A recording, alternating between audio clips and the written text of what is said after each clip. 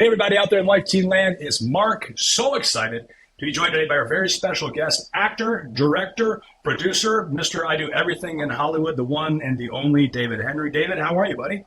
I'm doing great, man. I'm doing great. Thank you so much for having me, Mark, and hello to all my friends at Life Teen. Honored to be here. It's good to see you. It's been a while. And when I actually open up my newsfeed, I understand why it's been a while. You just had a movie come out called Reagan. You're on set. I'm watching you on Instagram. Every day you're on set doing this new Waverly Place. What do you call it, a reboot? We call it reboot? What do you call it? We're calling it a sequel because it only has certain cast members. The whole cast comes back eventually, but it's a sequel. It's my family, my kids, and then Selena comes in and out. I love it. And here today specifically to talk about a brand new movie opening in October. I just got to watch the advance. I loved it. It's called Monster Summer, where you are actually the director. Yes. This is not your directorial debut, but is this the biggest movie you've directed? Oh, by far the biggest movie. Yeah, this was a movie where I got to work with Oscar winners. I got to work with Mel Gibson, respected comedians like Kevin James and Lorraine Bracco, Oscar-nominated actress. And more than anything, my guest star here who just walked in, Pia Filomena, my daughter, she is in the background of the film. Remember when you were in Papa's movie? No, I'm not in your movie. Yeah, you were in Monster Summer, remember? I'm in Monster Summer. Yeah, you were. I was like, Okay, no, Papa has to do his interview, how okay? was I in the background? You were walking in the background. So it really was an absolute blast. It's by far the biggest thing that I've directed. It has scale and scope. It feels like an event movie for families, perfect for Halloween time viewing, but was made by someone who has 3 kids, who takes his faith very seriously, and who wanted something that could be worry-free, consumable content for the whole family that is just as fun and entertaining as something your kids might sneak out and see with their friends, but has no scarring elements. Is Absolutely worry-free content. So, yeah, it was an absolute blast and an honor. Well, I'm really glad you brought that up, and I want to drill down on that a little bit because as a father of 4, and I've already had 2 graduate high school, 1 still in high school, upcoming middle schooler, and I'm constantly looking for, not just as a dad, but as someone who works in youth ministry, looking for movies that I can tell people to go to that are genuinely entertaining, that aren't going to put your morality, your virtue, your sanity at risk, and honestly, that when you're walking out, you feel like you really got your money's worth. Right, because so often when we hear something, something has values or something isn't intrinsically ridiculous, we automatically, I think we go to that default like it's cheesy, right? Yes. And I was praying, like when you sent me that movie ahead of time. I was praying before it started. I'm like, please, Lord, let this be good. Please let this be good. I want to like this so much because I love the people associated with it. I want to like, and I genuinely, there were so many times during the movie I was like, oh, like I didn't see that coming, and that's one of the greatest compliments you can pay the filmmakers, the director, the producer, the writers, is when you go, oh, wow, that was a curveball. And I was not expecting that curveball, and there's a lot of those little moments. If I had to say to you, specifically for this movie, it has a very unique identity to it. People are like, when someone says like, what's the movie like? What do you compare it to? I'm like, well, okay, it's kind of like a Stranger Things, but it's kind of like a throwback, like a Sandlot, because I love Sandlot, Yeah. And it seems like there's a couple. It's not like you can't call it a horror movie, but like you said, it's great for Halloween time. It's got suspense, but it's got humor. It's got some really great relationships. So I really kind of trying to figure out like what kind of a genre this even falls under. That was kind of intentional. We wanted elements that could speak to the whole viewer. We want this to be a movie the whole family can come to. But to me, it's a spooky adventure that is a fun time for families that has themes and values that you'll talk about later on when you're watching the film. But yeah, it's if you took a blender and you threw Stranger Things, E.T., Jaws, Monster Squad, even like Goosebumps, yes, or more modern day Goosebumps, R.L. Stine kind of movies, throw it in a blender, you shook it up, and you served it. That's kind of what we got. And I love classically for families, even before the advent of moving pictures, you had the campfire and you had stories. And the reason stories were spooky or were scary, even in the beginning, was to teach greater truths or lessons about life. The whole point of the dragon in the stories, when you tell your little boy a dragon story, is because that dragon symbolically is holding him back from his potential. Dragons guard gold. Gold is your potential. That's what you could have a golden future, and that dragon is holding you back. And so the reason you told these stories about monsters guarding things was because kids have to learn you have to slay these things, and later in life you'll be faced with those obstacles that you'll have to slay and overcome. So I love this genre in particular, where you can have a little bit of spooky, a little bit of mystery. It can be scary at times. I love that because kids need to learn how to face their fears. And if you raise a kid in a world where there's no fear, he's in for a stark awakening when he becomes a young adult.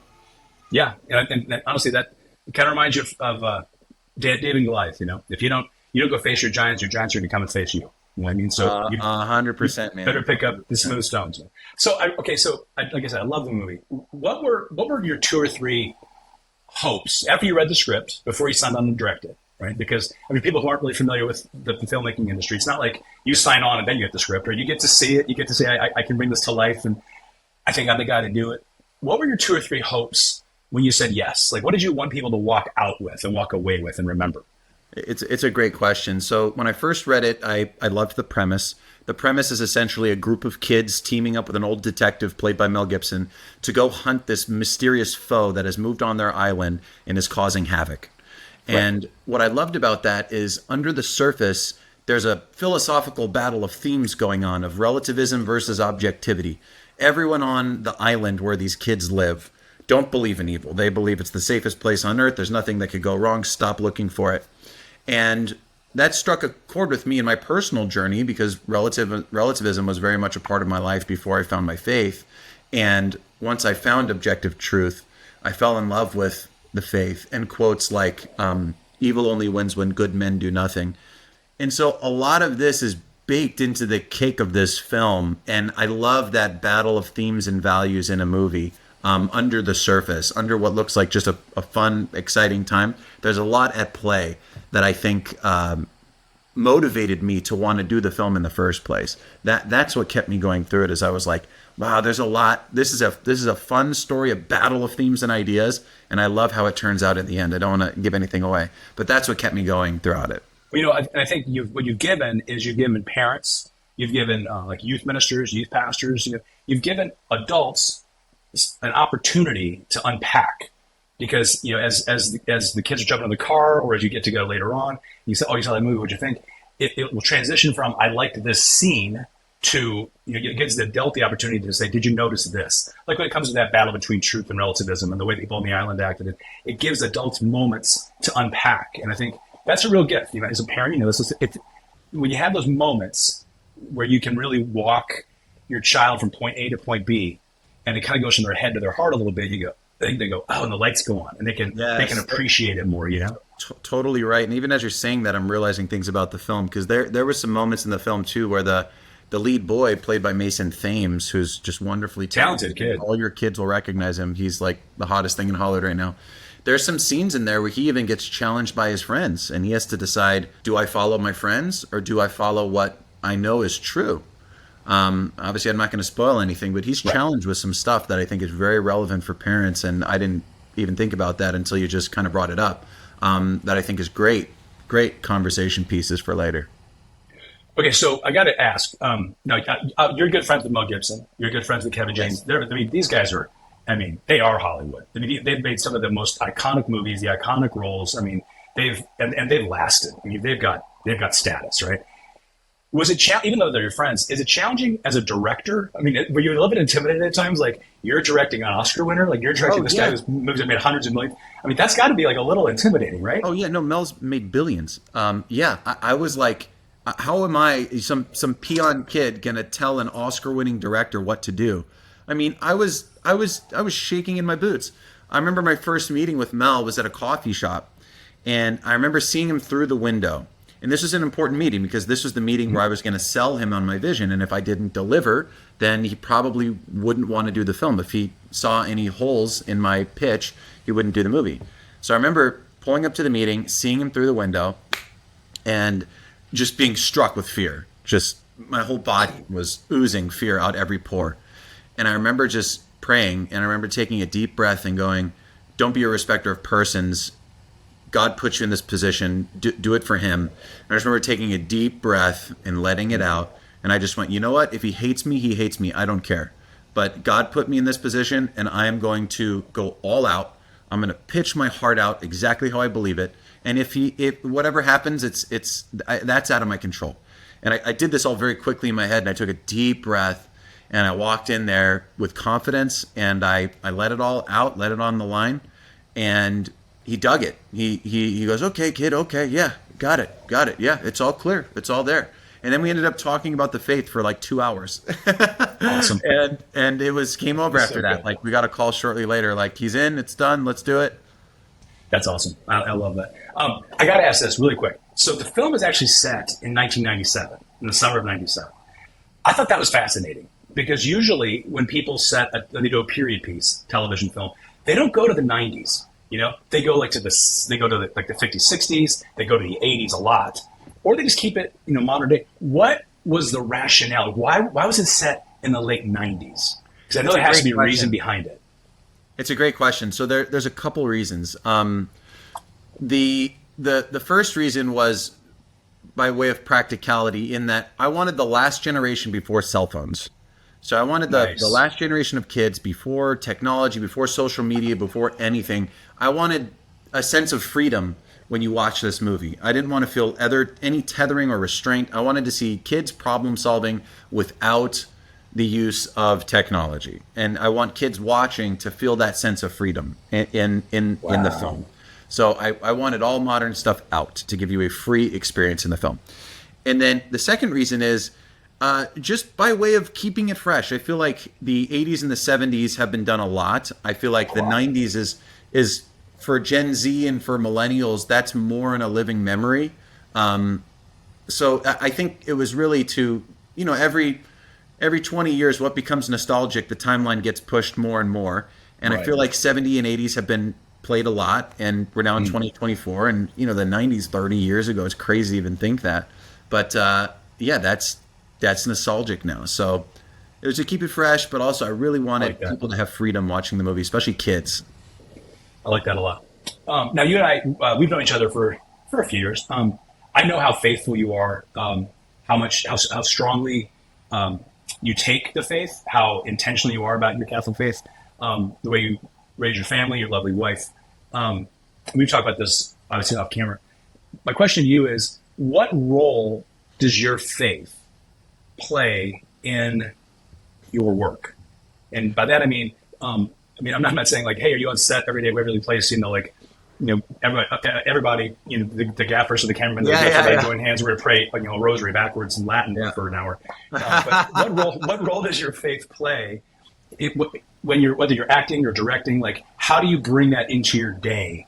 For me, it really is my guiding light. And I think for everyone, their belief is their guiding light. A lot of people don't realize it, but they're being led by themselves versus led by something higher, which for me is my Catholic faith. To me, it gives light to everything that I do. I would be an utter mess if I didn't have that. And I used to live that life before I found the faith. I was just a hamster in a wheel, running to any shiny object. And every time you attain that shiny object, it loses its savor.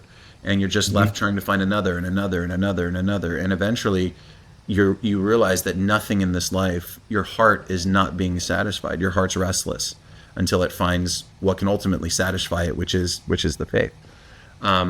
So once I found it, I was so excited to finally have a guiding light, and a light that doesn't say it's going to be an easy path. You're just going to make one decision and you're set, you're good. It's like, no, it's a constant journey towards this goal, and it's going to be your whole life. But you have a companion throughout it. You have grace. You have all the elements of the church and the sacramentals to get you through. So to me, it's absolutely everything. It gives meaning to all that I do. I wouldn't do anything that ever contradicted my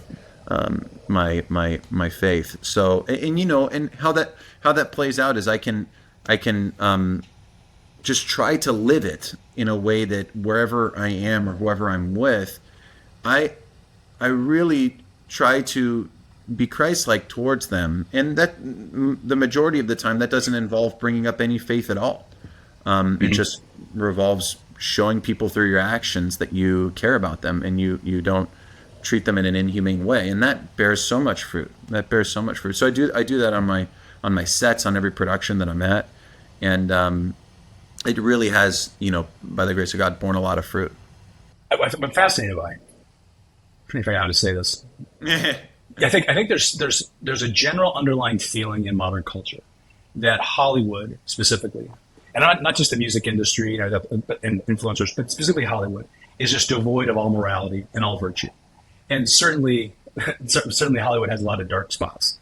But what I've been fascinated by, and I would love to get your take on this, is over the last several years, many years, I have just during travel, through conferences, things like this, I've gotten to know a lot of different people who work in the industry. I'm astounded. I'm fascinated constantly by the number of people I come across who are really good, faithful people. I mean, and it seems like there's a growing network. It seems like the numbers are growing. Like you open up Insta, and hey, here's another actor who's coming to the faith, and here's another person. They just had this huge conversion. Are you seeing that too? I think it used to be like if you were someone who was faithful, you had to keep it really quiet, or you were kind of sent to the corner. And it kind of seems like now there's a growing network of people, who are like-minded, like-hearted, different denominations, but strong Christians who really live out the values and are looking for people to do that with. Have you found that it's growing? Do you feel supported? 100%. Me and my colleagues in the industry that have faith and are working at a higher level talk about it all the time, that there's never been a time like this where people are showing up both to purchase your product, so they're showing up to the movie theaters to support, but also you have people financing these things. Like back in the day, the biggest trouble was no one would finance a values-based or a faith-based film. There was no one to finance those things. And I think COVID helped a lot because a lot of families sat at home, a lot of very wealthy parents sat at home with their kids and were like, wait, what are we watching? What's being in our content? Hold on, huh? It was like the smelling salts for many Americans, and they went, enough's enough. And so I think you have billions and billions of dollars now being poured into better types of content that I think families want, and there's a demand for it, and that demand is continuing to grow, and you're continuing to see the box office show results too. The numbers make sense. So it's a really cool time to be in this place in the industry where you want to produce, family friendly, worry free content that has great themes and values that I feel like everyone wants, universal. It's so funny you mentioned COVID. Sincerely, first time Wizards of Waverly Place ran, I didn't see it. I was just traveling. I was working with Raising Littles, and during COVID, finally sat down and watched it. I'm like, okay, no, I see what you guys like this. I get it. Yeah. It was good. Okay, before we wrap up, for anyone watching, especially middle schoolers, high schoolers, just like kind of the next generation, what's your message to them? What's your hope that they take away from Monster Summer? And what's your message to them just as an older brother, sort of in the faith, an older brother in modern culture, about how they can kind of mediate modern culture in their lives? There's a lot of things, but I think I think you need to cultivate a spirit very early on in your life that is not based on human respect. And I mean the vice of human respect, where you're working for the praise of others. Because I think inherent to our times is being countercultural in the sense of the faith has never kind of gone with the flow. We've always kind of gone against it. So I'd say don't live for the opinions of others, but live for the opinions of God first and foremost. You have to cultivate that relationship. And then there's that great Pope Benedict quote, the world offers you comfort, but you're not meant for comfort, you're meant for greatness. So pursue greatness in what your calling is and what you're meant to do. And also cultivate a network of friends that can be there for you, that can be allies in what you're doing, and make that a strong one. That's going to be really, really important. Just be unafraid, be courageous, and get out there and be great. That speaks for itself. You almost never have to bring up your faith. If you're out there and you're being great in what you're doing, that will do so much more than you even know. I like that. First Peter, he says, be prepared when people come to you looking for the reason for your hope. And there's such a presupposition built into that, because it really presupposes you're living the faith, the life, you're living joy and virtue to such an extent that people are literally going to be drawn to you and want to know why you are so different. So Yes, to your point, absolutely. you don't have to ring a bell and be carrying around a huge statue. You know what I mean? And slapping people in the head with the Bible. You can just live the life, and they're going to come to you. That's great. 100%. David, thanks so much for making the time. I know you're busy. You're on set all week. You're busy trying to get the word out about Monster Summer. We're going to do our best to get the word out. Everybody watching, get out and see Monster Summer. You are not going to be disappointed. October I'm telling 4th. you. October 4th. Feast day of St. Francis. Okay, St. Francis, pray for us. That's great. Boom. David, thanks so much. Good seeing you, buddy. Thank you, Mark. Thanks, Life Team. Love you guys.